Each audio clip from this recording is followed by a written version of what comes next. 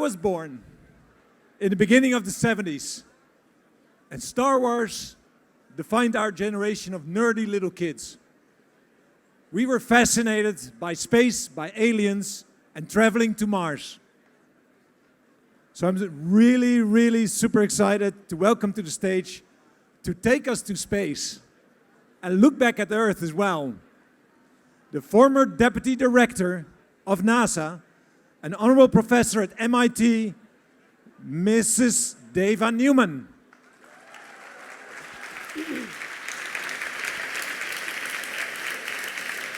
Thank you. Thank you. How is everyone doing? Hello, Amsterdam. Thanks for hanging in there to the end. With your permission, we'll take a little journey through the solar system. I can't wait. Humanity will become interplanetary.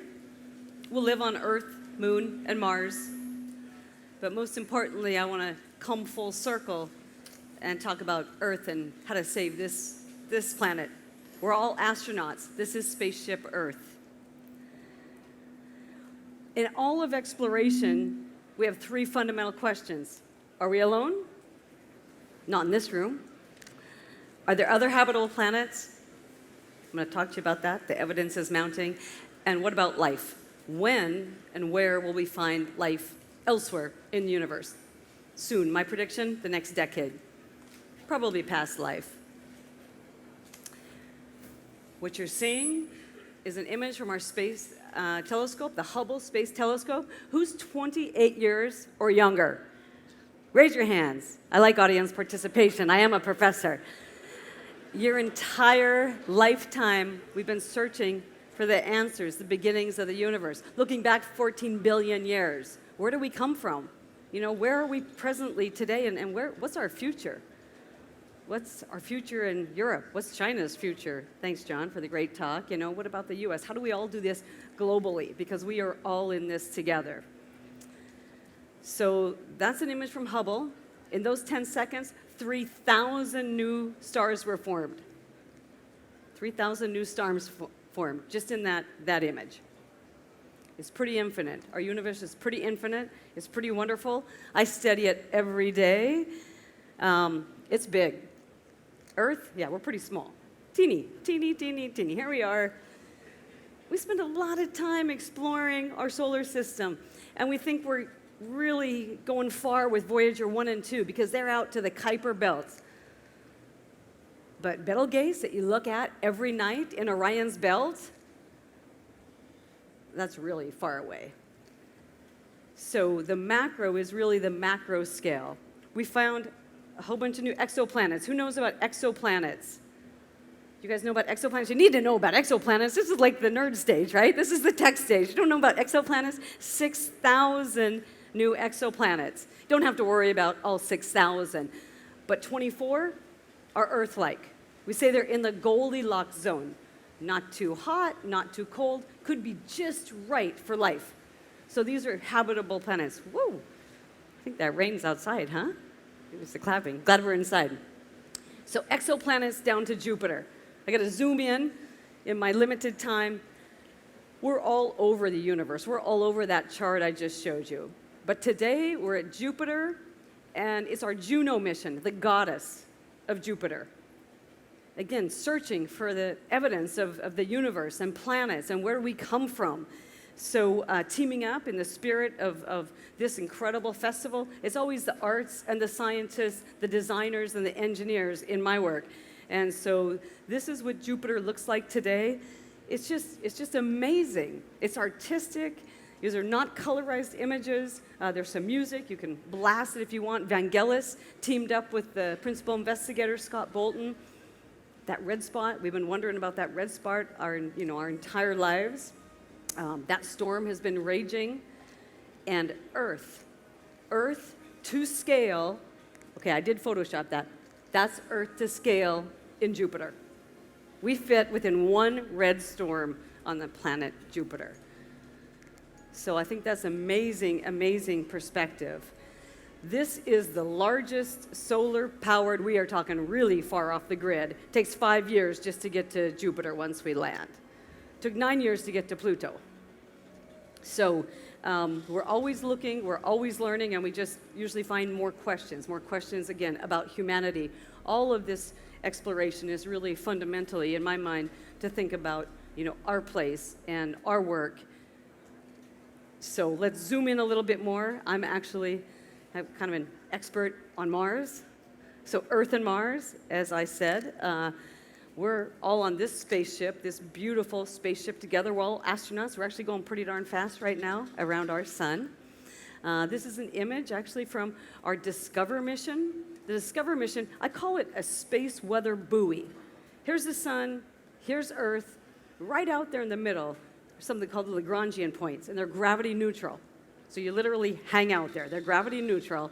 That's where Discover is, and it's saying, look at the sun, and it's saying, hey, Earth, this is the weather that's coming your way. In 1.6 million kilometers, here's the solar wind, here's the solar radiation. So beautiful images of ourselves, but also really important scientific data. What about Mars? Mars is half the size of Earth. Earth is my favorite planet, Mars number 2. 4.5 billion years ago, Earth and Mars were probably very similar. Mars was probably wonderful, warm, wet, probably had life. And then 3.5 billion years ago, something went terribly wrong. And Mars has lost its atmosphere. Today it has a 1% carbon dioxide atmosphere. And it's lost its electromagnetic shield. Lucky for us, we have a life support system, electromagnetic shield around us. But just to put things in perspective, our life support, life versus not having life, if I shrink Earth down to a size of a soccer ball, then our life support system is 3 human hairs thick. That's gone on Mars, except for 1% of carbon dioxide atmosphere. So we're going there to find past life. We'll probably find fossils. And right now we're looking at organics, all of the new discoveries.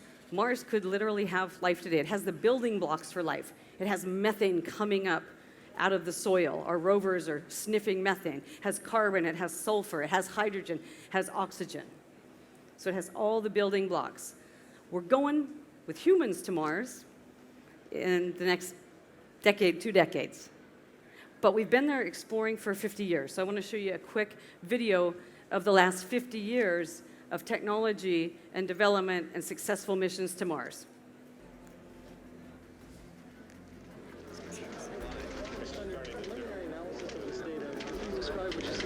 Yes, it's there.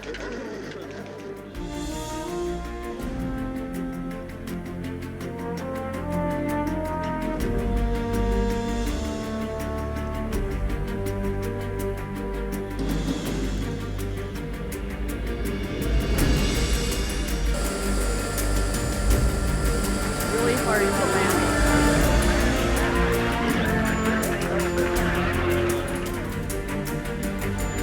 There's ice on Mars.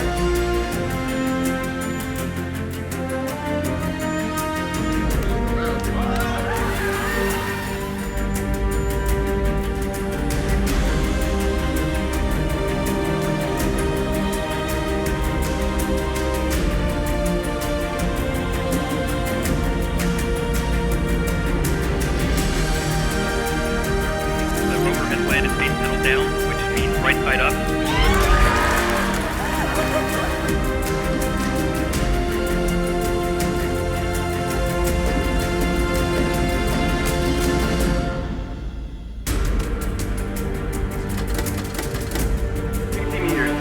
Come on. 57 meters. 20 meters. 60 meters. Standing back for touchdown.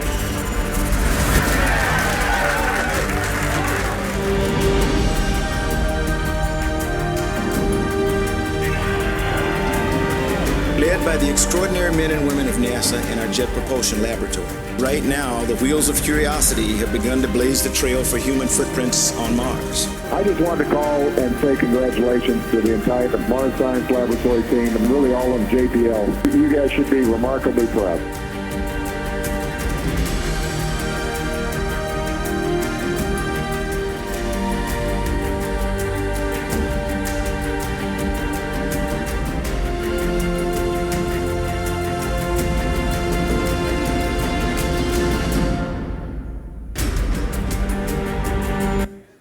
that's what I work on every day.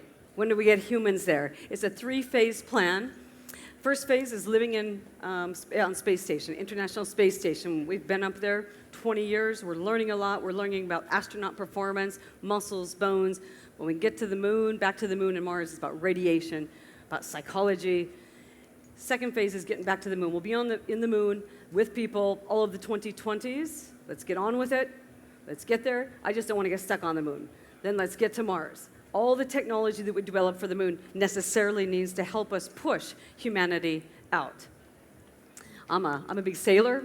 We've taken our boat around the world to teach kids and to survive, to explore. So it really is, I think about it in those 3 phases. You know, you're just doing a race.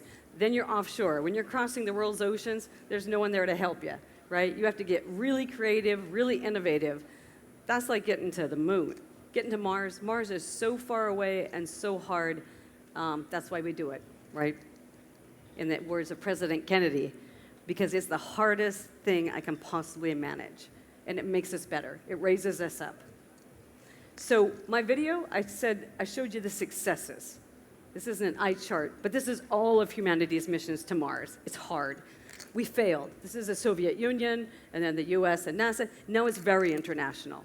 ExoMars. The Europeans are now in orbit around Mars. The lander didn't work, but guess what? Next time that lander will work. It's hard, and I emphasize all these checks. The world has 7 assets on Mars today. NASA has 5 of them, but the Indian Space Agency, MOM, I love that one. That's the Mars Observer mission. And ExoMars, the European mission, was launched by the Russians. So we are all in. Any one success is our success. Next up, United Arab Emirates with their mission called HOPE. And we hope it works, and we're working with them. We give them our deep space network. We give them all the navigation, because, again, it's for humanity. It's not nation states. This is the world going out to explore. A little bit of the scientific data that's just coming back, literally almost in real time from Mars. The solar wind and radiation I mentioned. Why is Mars kind of cold and dead, not very habitable today? Because the solar wind and radiation is literally ionizing. It's taken away, it's stripping off, it's ionizing the atmosphere of Mars because it's not protected by that global magnetic shield. That's why we're left with a 1% carbon dioxide atmosphere. Plants will love it. But the Mars 2020 mission is the first time we're going to make oxygen on another planet. That's an MIT experiment that we have. It's called MOXIE. We land, we take that carbon dioxide atmosphere, split off those carbon atoms. What are we left with? Oxygen. It's not enough for a human, not enough for a spacesuit, not enough to keep my astronauts alive, but demonstrating, oxygen production, in situ resource utilization, ISRU we call this, living off the land. That's what all great explorers do. You don't take everything with you. You learn how to live off the land when you get to somewhere new, and you have to make the MakerBot. You don't get to take all that with you. There's a lot of basalts, making things, habitats, machinery, rovers out of basalts and minerals. And then the life support that we need for our humans and anything living. This is InSight. This is the current latest lander, latest mission on Mars, just landed this summer. It's called InSight because we're looking deep. We're looking to the core of Mars to see how similar it is to Earth or not. We're looking all the way down to the core structure. This is very much a European NASA experiment. Major two instruments are from the European Space Agency, and the third one is the NASA experiment. Don't buy your travel ticket yet. We team up with artists. They always paint the pictures. They're always showing us humanity. What's it going to be like? The emotion, what we're in for. So always teaming up the science and the art. I want to take you back to the moon. We have been to the moon. These were the spacesuits that kept the astronauts alive. It's been an awesome Apollo 50th. Yes, you guys had a good summer, I hope. But it's been 50 years. So, let's get on with it. Great engineering feat, kept the astronauts alive, but we couldn't do much science. Science was really hard to do in these big gas pressurized shells. This is the current spacesuit. It's 140 kilos. Keeps you alive, which is an engineering marvel, but it's really massive. You can't move around in it. Actually, you get injured. Takes a lot of energy. So we have a different vision for the future. So I shrink wrap astronauts. Essentially, our biosuit design I reverse the paradigm in the design. Rather than putting you in a gas pressurized shell, a balloon, I map your skin. I say, well, how would you like to perform? How can I basically make a second skin? So I look at the patternings, I look at mobility, and then it's a pressure suit. I have to provide a third of an atmosphere. That's 30 kilopascals, a third of an atmosphere to keep you alive, but I want to give you maximum mobility. So that's what these animations are looking at. If I draw a lot of circles, infinitesimal circles all over your skin, which my graduate students run around with these tattoos on them, all these skins, and you move, that circle will turn elliptical. Those two red lines, those two red bisecting diameters, from the circle to the ellipse, they pivot, but they did not extend. There's only one set of these special lines. From my circle to the ellipse, they pivoted, but they did not extend. And then you do some three-dimensional eigenvector math, elegant math, and you get a Spider-Man suit. I've been working on this longer than the Spider-Man movies, but it's great that it looks so beautiful. Team up with designers, because I didn't mention on Mars, Olympus Mons, Mount Everest, small. Olympus Mons, now that's a mountain. Mars has the second largest volcano in our solar system. Valles Marineris, right, would stretch across the entire United States, so move over Grand Canyon. I mean, these are huge, huge topographical reliefs that we need to explore. We need to explore all of them with our scientific instruments, but with humans. The first human mission that gets to Mars, the first one. I'm going to take you 4 people right here. It's about 3.5 years. You're my volunteers. I hope you go. And about 3.5 years, your first mission, you're going to land, you're going to explore, you're going to cover more territory with a rover and human capabilities than 50 years prior of all of our experiments and all of our rovers and all of our machines. So that's why it's humans and machines. It's always humans and machines. Matter of fact, our humans are becoming machines. We call it human version 2.0, you know, with exoskeletons and capabilities and things like that. This latest bottom picture looks just like a nice little color map, but the first time ever with new technology, that's a hydrogenated boron nanotube composite that we're making now. It's the first time ever in my life, I've been working on this 30 years, I say, you know what, maybe we can put radiation protection into a fabric, into a flexible fabric, and provide the astronauts with radiation protection. It's awesome, it's very new technology, new research and development. I've always said, no, put the radiation protection. Why? Because you need dense material. Waters, metals, something very dense. Put that in the rovers. Put that in the habitats. Let my humans have all the mobility they need. But for the first time now, literally just in the last few months, we think we can probably make a suit that incorporates radiation and thermal protection in addition to the pressure production. So that's where we're at for the research. I'm on Mars every morning. I don't know about you guys, but I wake up. My 8 a.m. telecon is pretty awesome because I'm in augmented reality, and this is what it looks like. I'll show you this video. We've changed how we do science through augmented reality. We beam in all the principal investigators from the US and NASA around the world to try to make sure that we can optimize our science. Because I get to take 3 images from the Mars Rover, 3 images each day. It's called a soul on Mars. So here's what we do every day. That's good. Hey, John. Hey, Rob. Come here and look at these rocks from this perspective. I think we should place an APXS here. Oh, okay. Nice. I totally missed that when I was just looking at the images. Oh, wow. Look at this outcrop. You really don't get a feeling for the shape of it when you're just looking at your computer. How about a mass cam right about there? Agreed. We could really use the higher resolution there. Okay, I think we're ready for the meeting. Let's see what Jane and Samir think of this. Hey, Rob. Hey, guys. Let's review our APXS target. Those look like good targets. We should get some good data here. So that's what I have on Mars. I have curiosity. But now I bring the scientists, and you're just seeing it in 2D. When you get into the HoloLens in 3D, you can't tell me that I'm not on Mars. You know, I'm on Mars. Plus, you don't get sick in augmented reality because I can still look through it. So it's not like being in the box with virtual reality. You know, I love this. And again, we're trying to use our technologies to improve the science and the teamwork that we can get done.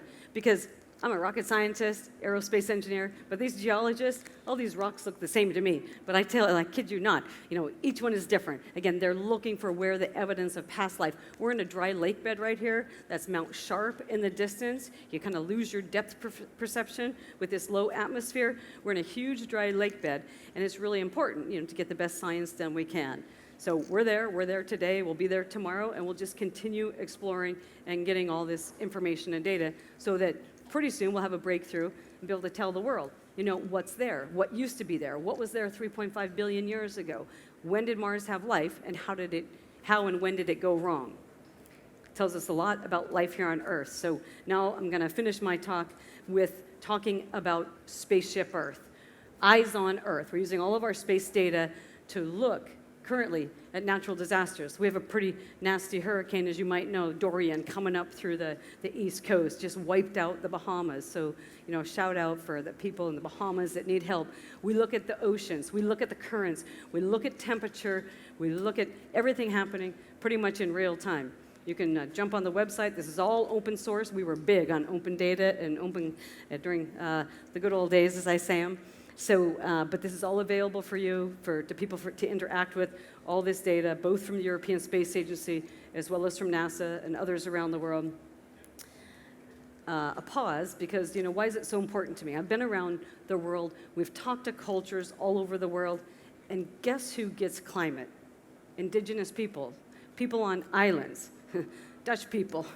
You know, you're at sea level. You get it. You understand it. You know, this is not ideology. This is just scientific fact. We are warming up. Humanity is having a huge change in carbon dioxide, so I want to show you our data. And I want to also make sure that we're all listening to the people who probably know the most about living in balance with the world. They have a lot to say. This is temperature. I'm showing you global temperatures. This is 140 years of temperature data from a mean.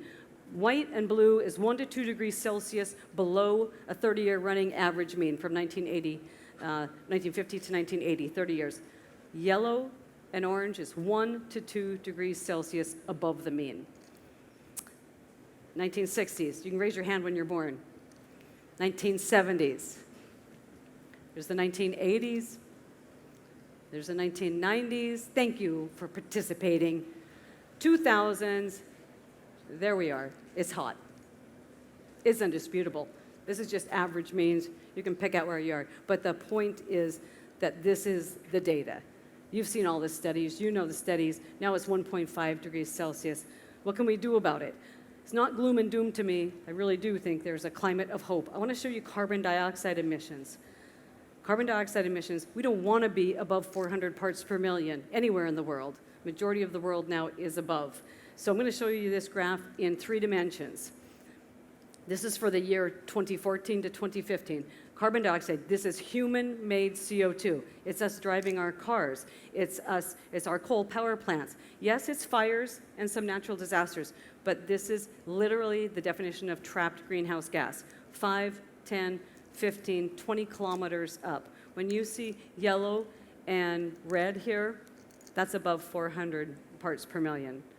Blue is, you know, under 400 parts per million. We want to be in the blue. So there you go. You can look through the atmosphere to take a look at our emissions, our carbon dioxide emissions. So the question is then, you can be armed with all the great data in the world. I can give you petabytes of data. We use artificial intelligence. We're curating the data, kind of serve it up to you. But the real question is not the data, not the knowledge. It's how do we change human behavior? That's the real question. Been to Antarctica. We study Greenland.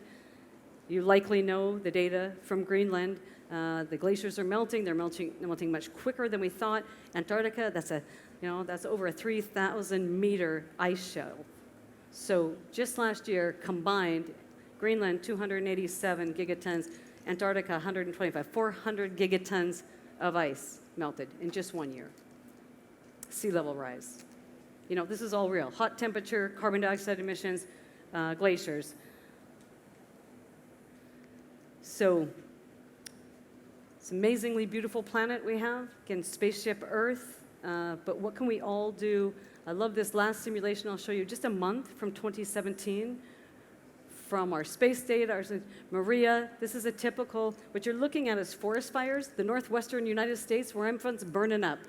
I live in Boston. You can see the sea currents. You can see the Gulf Stream coming across. And right behind me here, you can see the dust coming off of the Sahara. Ophelia was a very strange hurricane. Portugal and Spain are burning up.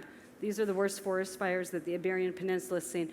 And there goes Ophelia and blanketed all of Europe with the Sahara dust because it basically stayed in Europe rather than going out to the Gulf Stream.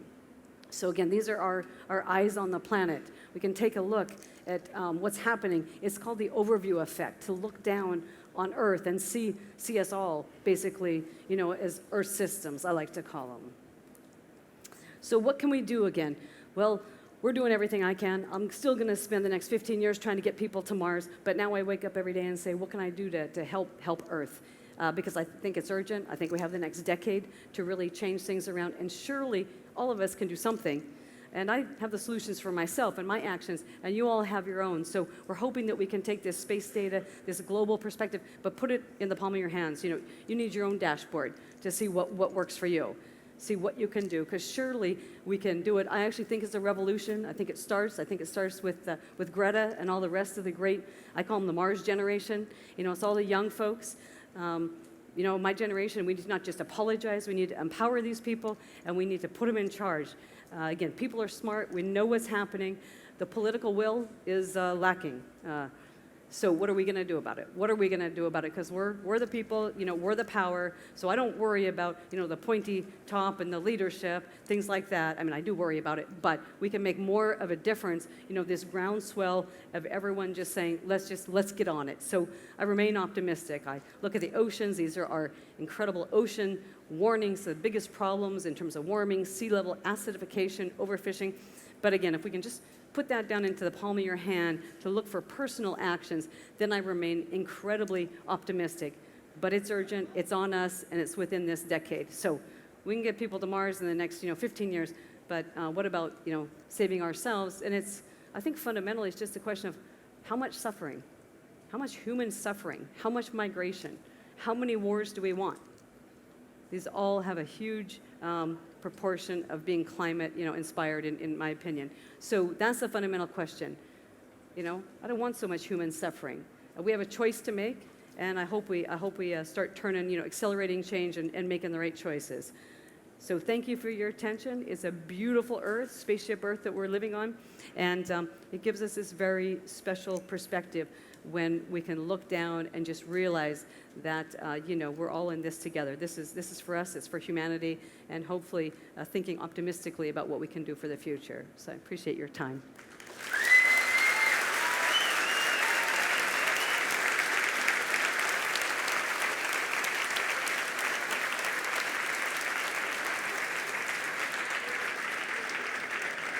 Do I get to take some questions, huh?